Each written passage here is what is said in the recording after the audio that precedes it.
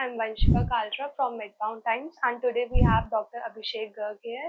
And so I want you to first introduce yourself. Hello, MedBound. I'm Dr. Abhishek Garg.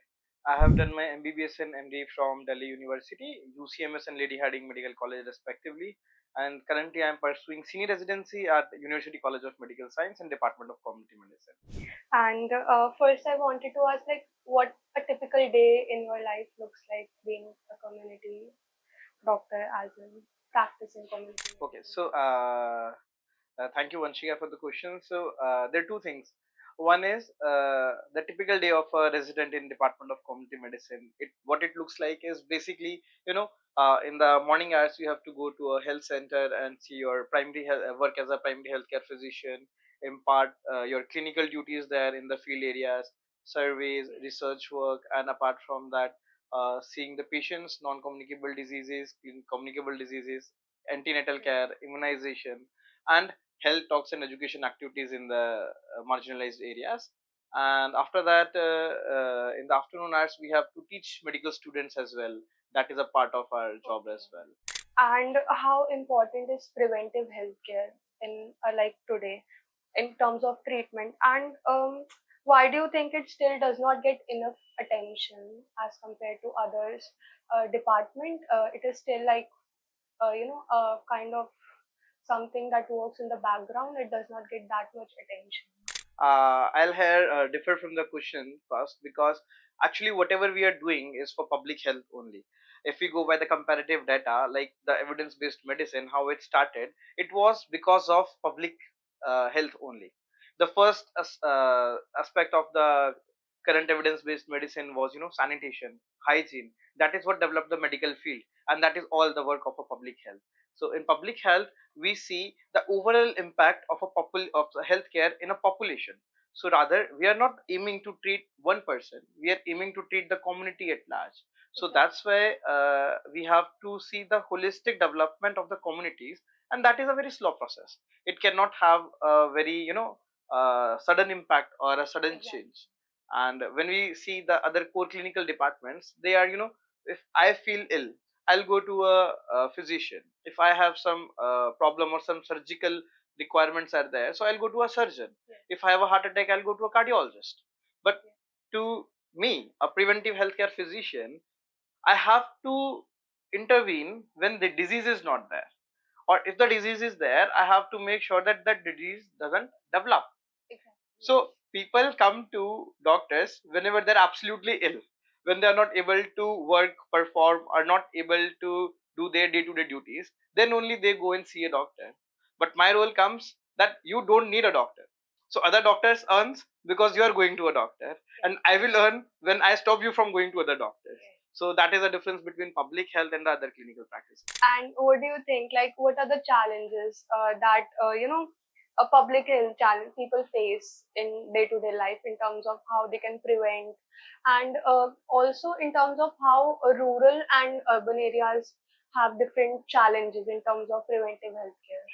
ठीक आपने जो पूछा, there are two questions now, right? Exactly. So first is people face on the public health challenges. Public health challenge अगर हम लोग देखेंगे तो we have to see that every day. Even if I am commuting on the roads, एक अगर सड़क पर गड्ढा भी है तो वो भी public health challenge है. It can impose to an accident. अगर मैं दिल्ली की बात करूं अभी, our AQI is crossing 250 to 300. More than that. Is it like smoking 7 cigarettes a day, even when I am not a smoker? That is a public health challenge. My drains are not getting clean, clogged rivers. So that is also a public health challenge. बारिश 5 minute होती है, दिल्ली में पानी भर जाता है, Yes. Gurgaon में नाला सड़क पर आ जाता है. ये भी एक पब्लिक हेल्थ चैलेंज है. तो public health challenge is being seen by everyone in every day to day activity and in their lives. But how we address them? So Rudolf Virchow in 1848, one of his paper, he said that politics is nothing but medicine on a large scale. Whenever we see a politician acting, he is acting only on the medicine. स्वास्थ्य अच्छा करेंगे, स्वास्थ्य बीमा योजना देंगे, हम घर देंगे तो उसका भी हेल्थ पे इम्पैक्ट है, हवा साफ होगी तो हवा स्वास्थ्य पे उसका इम्पैक्ट है, पानी साफ पीने को मिलेगा तो उस पे इम्पैक्ट है, बिजली आएगी तो उसका भी हेल्थ पे इम्पैक्ट है. सो health is a sum total of so many social determinants that when we talk about public health, we have to see all the aspects and all the domains where a nation can be developed. तो एक स्वस्थ भारत का निर्माण या एक स्वस्थ समाज का निर्माण अगर होगा, तो ही देश आगे बढ़ेगा और दुनिया में ह्यूमैनिटी को हम आगे बढ़ा पाएंगे. So that is the answer to your first question about public health. The second question was, It was about like what challenges does rural and urban people face, the different challenges. so there are two things. अगर हम लोग गांव के एक व्यक्ति से बात करें, तो बड़ी महत्वाकांक्षाएं होती है कि मुझे शहर जाना है. शहर में जाकर के जो वहाँ की दुनिया है, जो वहाँ पर मॉडर्निटीज हैं, जो वहाँ पर मुझे सुविधाएं मिलेंगी, उनकी तरफ जाना है. तो लोग उसकी तरफ जाने के लिए एस्पायर करते हैं. बट वहीं जब मैं शहर की बात करता हूँ, अर्बन एरिया की बात करता हूँ, तो मुझे समझ में आता है कि यहाँ की ओवर क्राउडिंग, यहाँ पे पॉपुलेशन डेंसिटी ज्यादा है, खुला आसमान नहीं है, प्रदूषित जगह है, तो मुझे एक खुले एरिया की चाह होती है. So one thing is, we don't like what we have. So urban area या रूरल एरिया की पॉपुलेशन की बात करें, दोनों अलग है.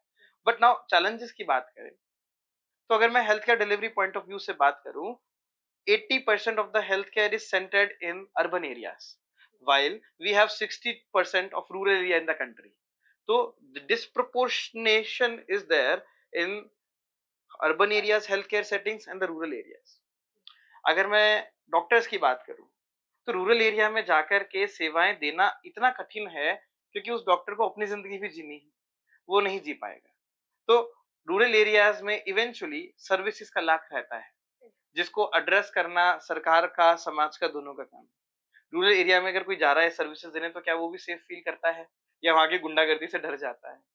पर कुछ लोगों के कारण हम लोग ये तो नहीं सोच सकते कि रूरल एरिया में नहीं जाना चाहिए. तो ऐसे सेवाभावी डॉक्टर्स भी बनने चाहिए, जो समाज को होलिस्टिकली देखें और हर क्षेत्र के अंदर जाकर के सेवा का काम कर सकें. तो अर्बन एरियाज में डेंसिटी ज्यादा है, काफी ज्यादा लोग हैं, तो उसके चैलेंजेस अपने अलग हैं हेल्थ को लेकर के. अगर बात करते हैं रूरल एरिया में बात करें, तो डिस्प्रोपोर्शनेट है हमारी हेल्थ केयर डिलीवरी सिस्टम, तो अवेलेबिलिटी और एक्सेसिबिलिटी टू हेल्थ केयर जो है वो लैग हो जाती है कहीं ना कहीं रूरल एरिया में से बात करें. Like if you have a power to change one thing, then what would you change? One thing in like what aspect? In terms of like how the scenario is going, in terms of the disproportionality between rural and urban areas. If you have to change one thing, then what would it be? If I have to change one thing, I think that would be making people aware of their duties rather than rights. हम लोग हर एक व्यक्ति से उसके अधिकार की बात करते हैं, पर उसकी समाज के प्रति जो ड्यूटी है, अगर वो उस चीज को समझ ले. हर व्यक्ति का मतलब नागरिक, प्रोफेशनल्स, ब्यूरोक्रेट्स, पुलिस, प्रशासन, सरकार, पॉलिटिशियंस, अगर हर व्यवस्था अपनी जो जिम्मेदारी है उसको सही तरीके से निभाती है, तो मुझे लगता है कि that would be the biggest change that can be possible. And how has the COVID-19 pandemic changed the work of community medicine doctors? And what lasting changes do you expect in how we should approach community health? Okay. So, COVID-19 pandemic didn't just change the outlook of people towards community medicine as a subject, but it's changed rather the outlook of a person towards life as a whole. Like we all went through the COVID-19 pandemic, और उसके जो impacts थे वो आज भी हम लोगों को देखने को मिलते हैं. पर one thing is very sure, COVID-19 ने एक चीज तो लोगों को रियलाइज करा दिया कि आप कितनी भी बड़ी मशीनें बना लें, कितने भी बड़े अस्पताल बना लें, पर तीन ही चीजों ने हम लोगों को बचाया था: मास्क लगाना, हाथ धोना और दूरी बनाए रखना. तो ये तो सिर्फ एक प्राइमरी हेल्थ इंटरवेंशन थी किसी भी कम्युनिकेबल डिजीज में जो आ सकती है. तो यस, डेफिनेटली आपका जो एस्पेक्ट है कि आपको लोगों को अवेयर करना है, आपको ग्राउंड लेवल पर जाकर के काम करना है, बड़ी बिल्डिंग्स में बैठ करके खाली काम नहीं करना है. तो वो एक कम्युनिटी मेडिसिन का जो डॉक्टर निकल करके आता है, उसको पता है कैसे समाज को चीजें बतानी है, कैसे उसको कनेक्ट करना है. तो कनेक्टिंग द डॉट्स वाला जो काम है वो कम्युनिटी मेडिसिन का एक चिकित्सक कर सकता है. तो that was one change which happened after the covid pandemic. And what do you think kind of a skill set in both clinical and non-clinical aspects should a community medicine doctor have? First of all, I would like to correct you here, Vanshika. Like after in 2022, NMC came out with a new curriculum, and in which it has been mentioned there is no subject which is non-clinical. It is phase 1, phase 2, and phase 3 subject. All the subjects that we deal with are clinical subjects. Even anatomy is called as clinical anatomy. Even biochemistry as clinical biochemistry. Physiology as well, clinical physiology. So curriculum has been changed in a way that in MBBS we do a vertical integration across all the subjects across the years, and a horizontal integration between the subjects in a particular phase. So that is one thing. The second question was, clinical and non-clinical work. So it is basically, I would reclassify it as patient care and the administrative, the research work and the other teaching tasks. So they are two different things that a doctor has to do. In our country, the three tasks that a doctor in a medical college has to do are: one is patient care, we have to see patients; second is teach MBBS students, that is teaching; third is research work, we have to generate evidence, we have to do thesis work, and we have to do research work as well. These are the three tasks that are bestowed upon to every medical postgraduate in our country. In other scenarios, if we go to other countries and compare, so researchers, co-researchers are different, core clinicians are different, and core teachers are different. So we as a community medicine individual, we are doing all these three tasks together. Okay, and how can students meaningfully engage with community medicine even while in busy schedules? See, first is busy schedule is a mindset. If you are working from 9 to 4, you are considering yourself as busy. There are people who are working from 4 a.m. to 8 p.m. They are also considering that they have a lot of time to do other tasks as well. So using your interstitial time, like not wasting your time in other recreational activities if you don't need them. So that is the first thing to address, that if you want to do something extra, you have to make sure that you are able to do justice with tasks that are being bestowed to you and the tasks that you want to do out of your interest. In community medicine, I would say a person should only come when you are interested in public health, when you are actually interested in doing community service, when you are actually interested in community engagement and to improve the healthcare scenario. Cause this subject looks very cool if you are doing a desk job, but this subject has a lot to do if you are actually seeing around the public health updates, what is happening around the globe, how much I have to update myself, where I can do health advocacy, where I can do the teaching task, where I can do the research work. So in a way, you are busy 24/7 if you want to keep yourself busy, and if you want to be free, you are free all the time, just do your task. Second is what students should be doing in community medicine. For MBBS student, community medicine is a very boring subject. Very true. They have a very big, thick Parks book that once they see, they are like, they just use that book to read and then sleep. If you're not sleeping, you just read that book, you will fall asleep. That is what community medicine is being perceived by the students.